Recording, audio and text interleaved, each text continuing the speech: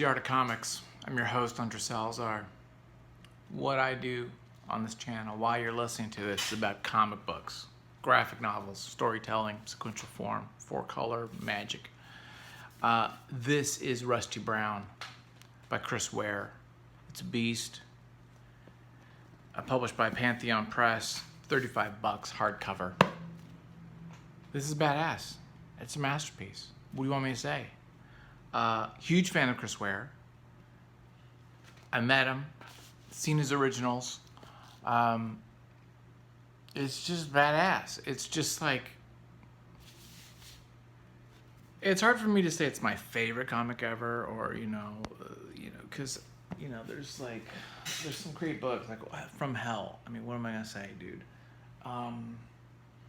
There's some great freaking books, blankets. I mean, But this book here is no joke.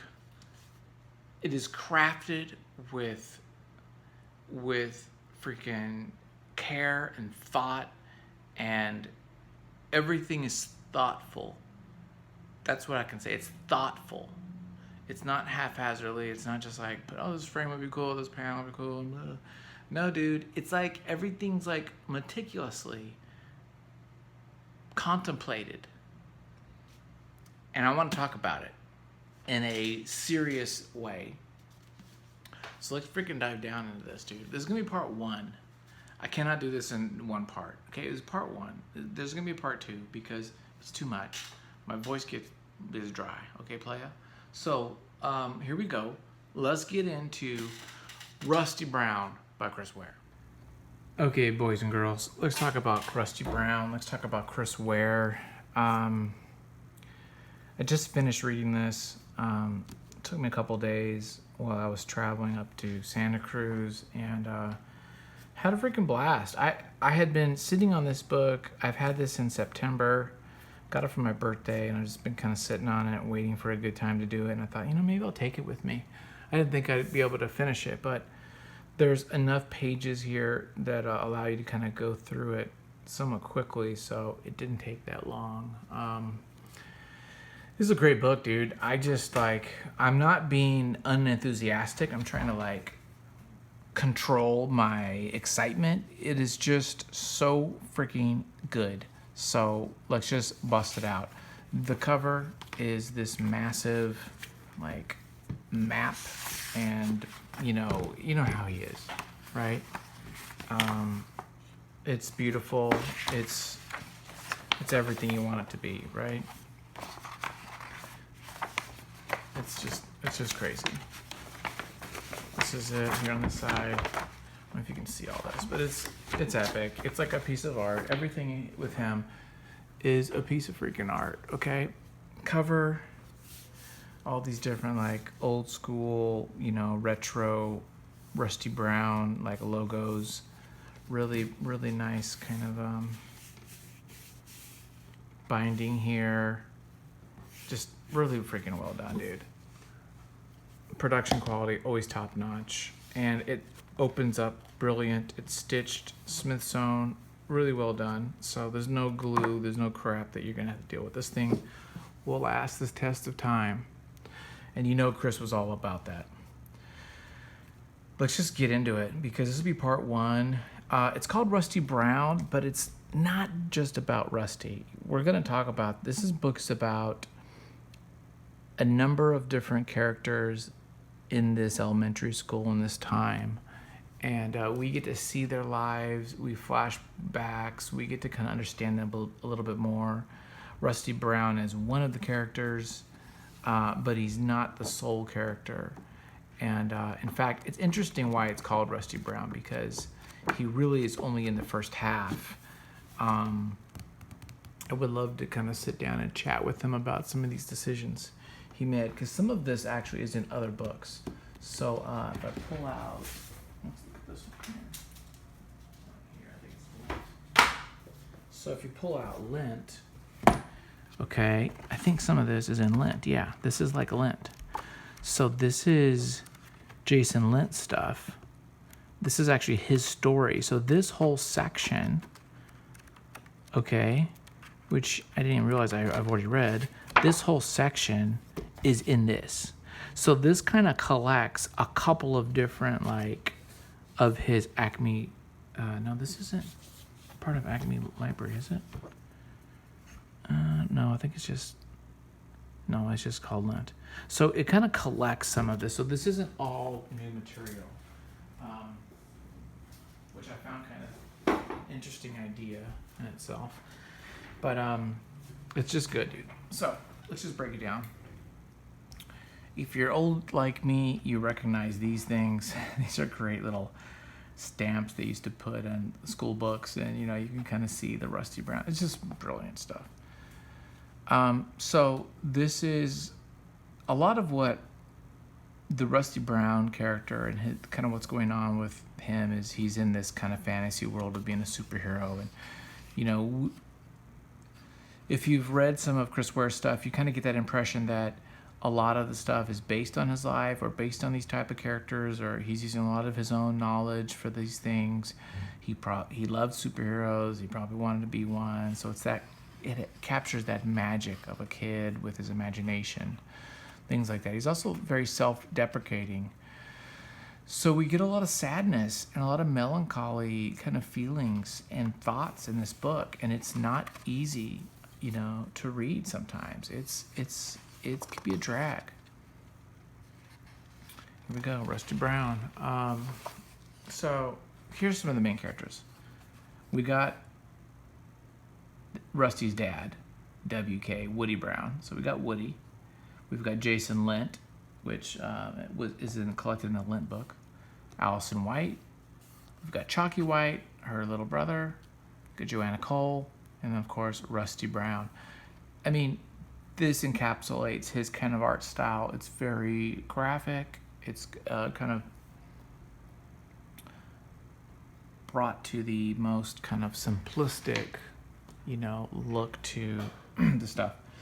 Okay, I hope I'm not droning. I worry about my voice, and I'm not like, dude, let's talk about this comic book. Bam, bam. He does a lot of this, actually, believe it or not, is brush.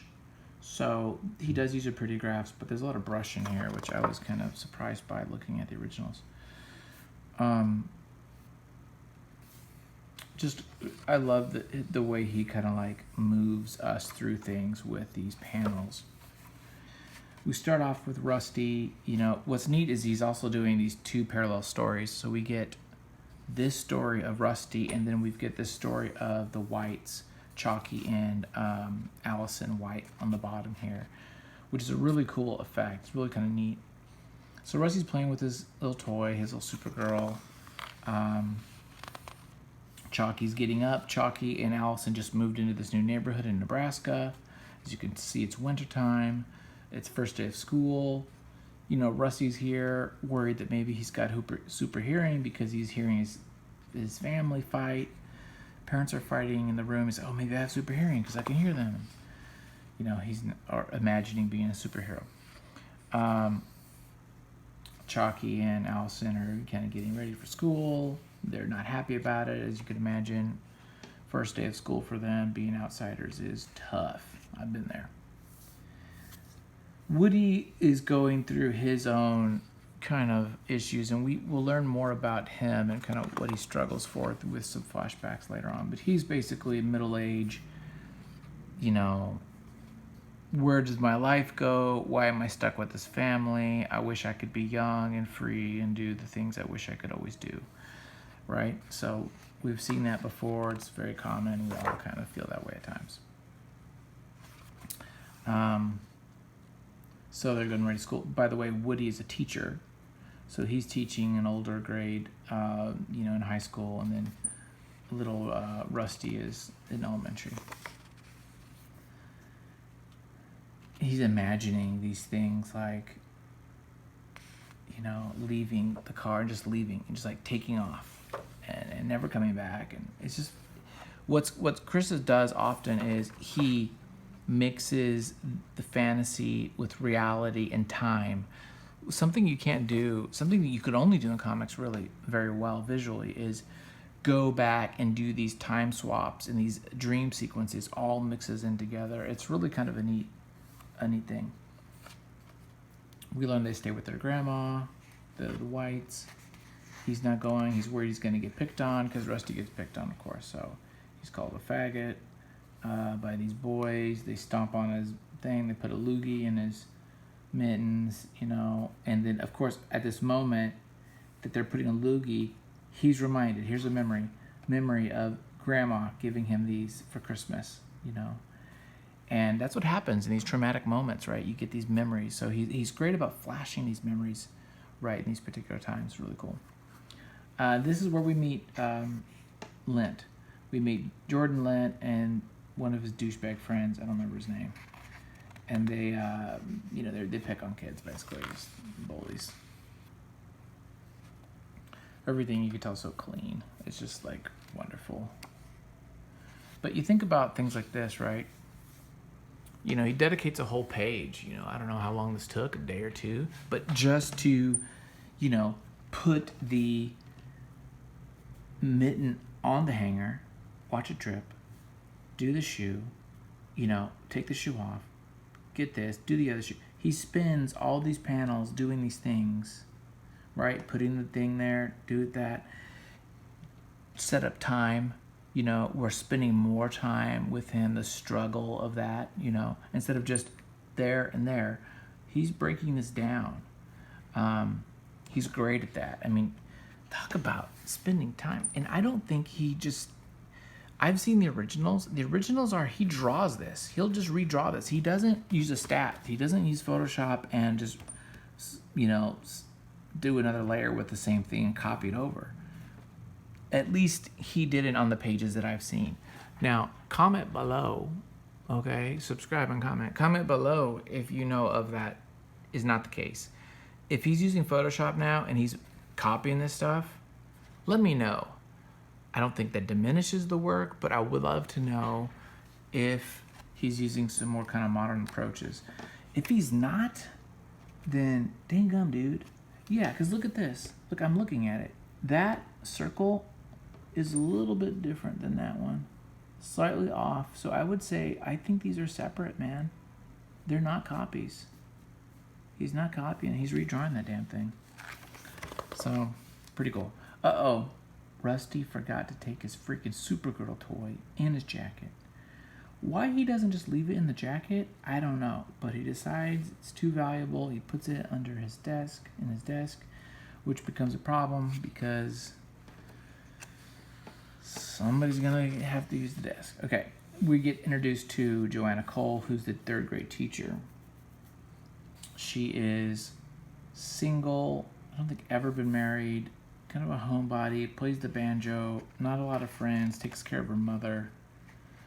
We'll learn a little bit more about her. Then we get the teacher's lounge, where we see Woody, Joanna, these different teachers kind of there, dealing with stuff and sharing their thoughts and commiserating their middle-aged life. And this is interesting because I don't think this happens in any of the other books, but he inserts himself. So Chris Ware is also in the book as himself, as an art teacher. So we get Chris Ware, and that looks like Chris Ware, dude. That's what his head looks like. So he's there. He's kind of like, they play him off like he's a bit of a douche. Not douche, but he's just kind of not the coolest cat, I guess, in some ways. At least that's what Woody thinks and some of these other guys, but kind of interesting. Yeah, I thought that was interesting. It doesn't happen too often. I mean, Alan Moore has been in his books, Grant Morrison has been in his book, but yeah, I thought it was kind of cool to put himself in it.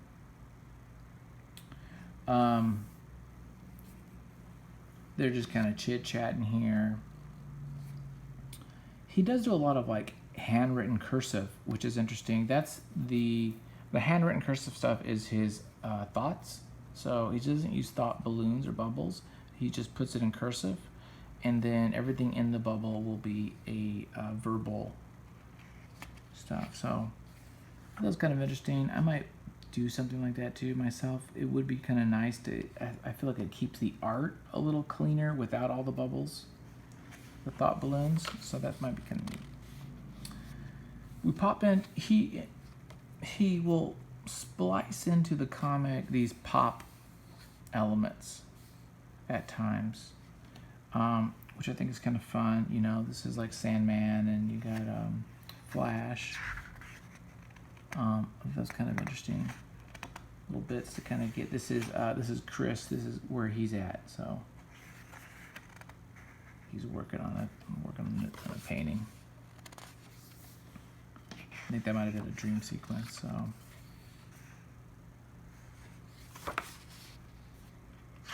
And then here's another teacher coming in.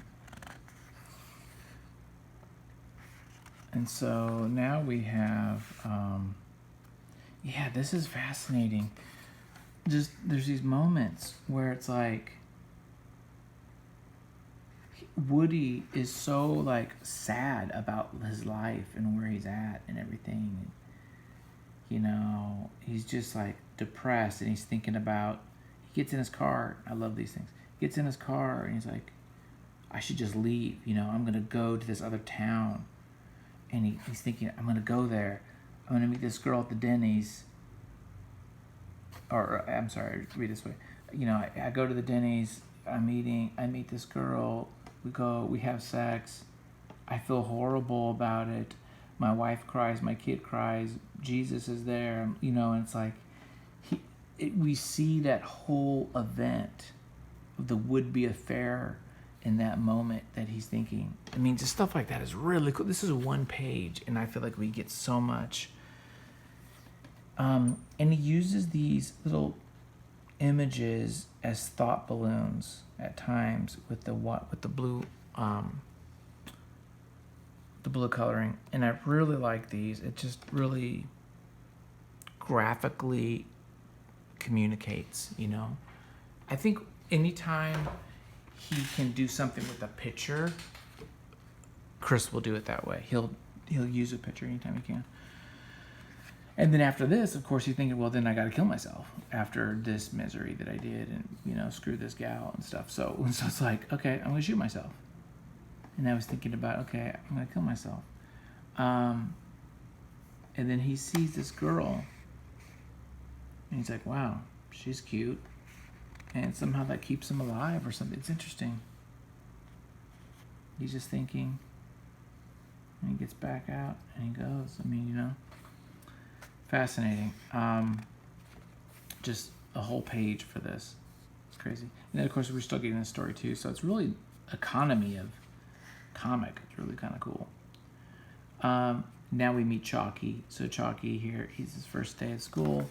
Unfortunately, Rusty has to give up his desk so Chalky could feel more at home. So Chalky's going to have Rusty's desk, and as you can imagine, in Rusty's desk is Supergirl. And so he's like, oh great, he's going to think I'm a gay.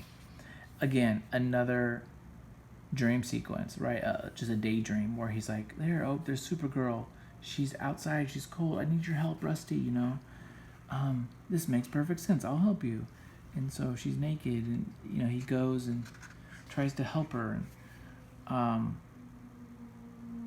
it's so perfect in the way maybe kids think, you know. Even as a young boy, you have those thoughts. It's just so good. It's like, I mean, I'm doing right now a story about a 8-year-old boy in Arkansas moving there and with his mother after divorce, and I'm doing that, but it's not nearly as subtle as this, and it's just not as crafted nearly as good as something like this, who's able to really get into the psychosis and the thoughts of that. I mean, this is very honest. This is very real. Appreciate that. So, you know, Rusty meets her. He thinks she's pretty cute. And these boys, of course, tease him and give him kind of a hard time. And they're acting like jerks, as you can imagine. You know, Jason is a total jerk. They meet the new girl who shows that she's not dumb.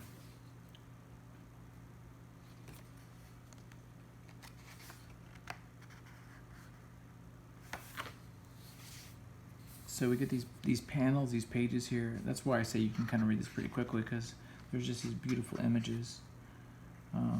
But it's interesting how he lays this all out. So now this is the Rusty Brown part of the story. And then we'll have these like title sequences for the different characters. There'll be one for her as well later on, Joanna. So Rusty is he's a little ineffectual little kid who has no self-esteem, and he's just a sweet little boy who's got problems. And he runs back saying he's got to go to the bathroom, but really he wants to go back and get Supergirl out of the desk. But Chalky got it already, and Chalky has it hidden. And so Chalky is going to meet up with Rusty, and they should be friends right away. But of course, that's hard for someone like Rusty to do, is open himself up. Do you want your Supergirl back? Red background, like like energy, you know.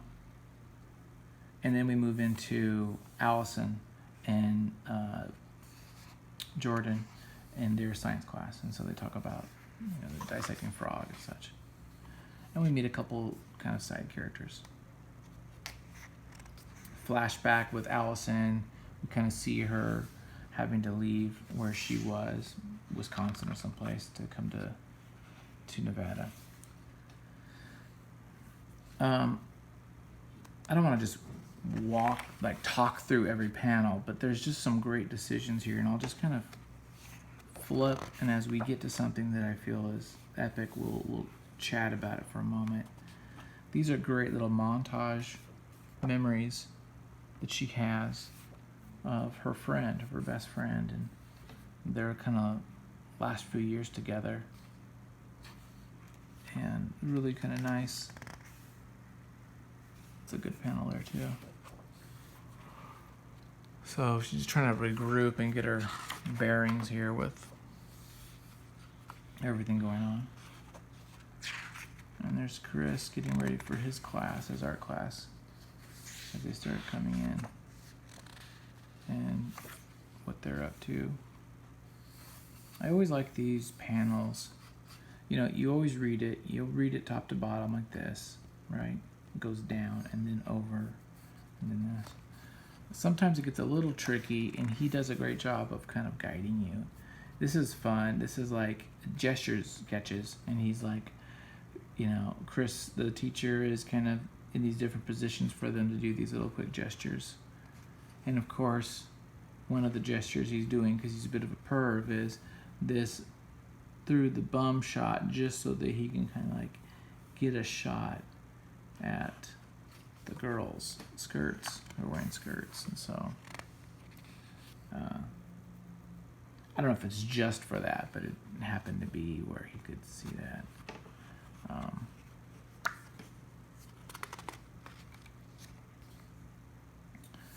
little bit more of the relationship between these girls. And here's Earman. He's thinking he's got superhero, remember? So he's a superhero, and he's trying to save the Supergirl character, his toy and stuff.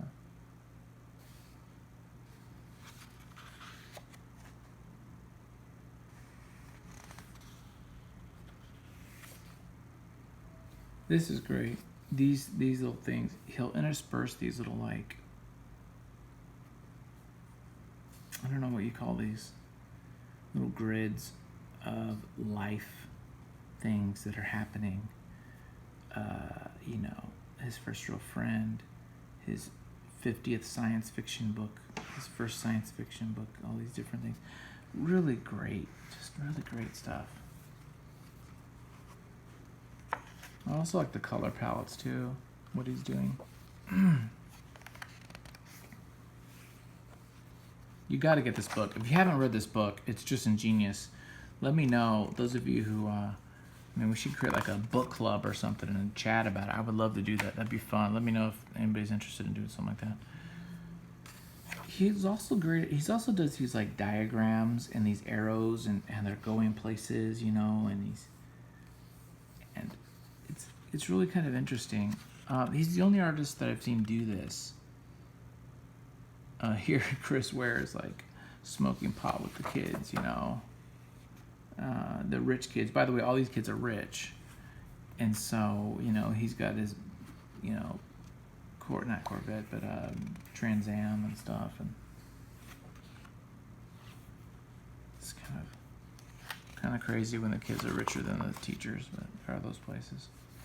Now we're having a flashback. We're having Woody's flashback. Woody Brown going through his life as a younger guy, and we switch over to this like science fiction story. It's really fascinating because this becomes something totally different. You're thinking, oh, this must be like a grandfather, and this is like old timey because of the color palette and the wood stove and everything. But we realize, no, it's like there's a space thing. What's going on here? What is this? So we get this whole new story. It's like now a science fiction story. It's really kind of fascinating how this works. So now you've got this story where there's these two couples that go off into space to colonize Mars. And there's these different colonies, in this kind of a grid out in Mars, and they're all like 18 miles apart or whatever. And so these two sets of couples who are all orphans land on a spot, and then they kind of create civilization, and they create there's a dome that kind of creates their atmosphere.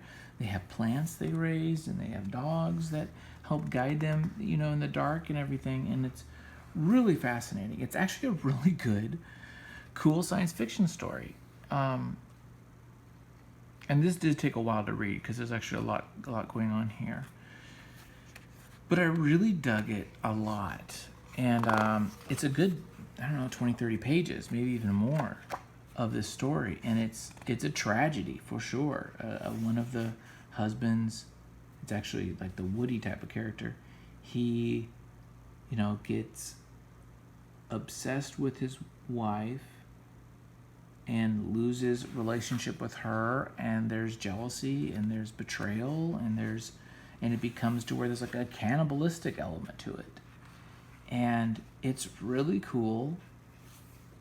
And I was like, what the freak is this going on? It's like, this is really neat. And just look at all these panels and everything. And he's out trying to find them, and they abandoned him. They went to the other settlement, and they're trying to find, and he's got a crack in his helmet, and so the frost is coming through, and he misses his wife, and he's got the dogs, and it's a really cool idea. And it ends very tragically. And then we realize, oh, Woody wrote this. This is a story that Woody wrote. Like, here's the freaking cover. And W.K. Brown, the I Seen Dogs of Mars. And it's like he wrote this story that was collected in this science fiction magazine called Nebulous, number 5. And he wants to be a writer. And he's kind of a failed writer, teaches freaking high school, which is, they're a dime a dozen. And that's what that was all about, and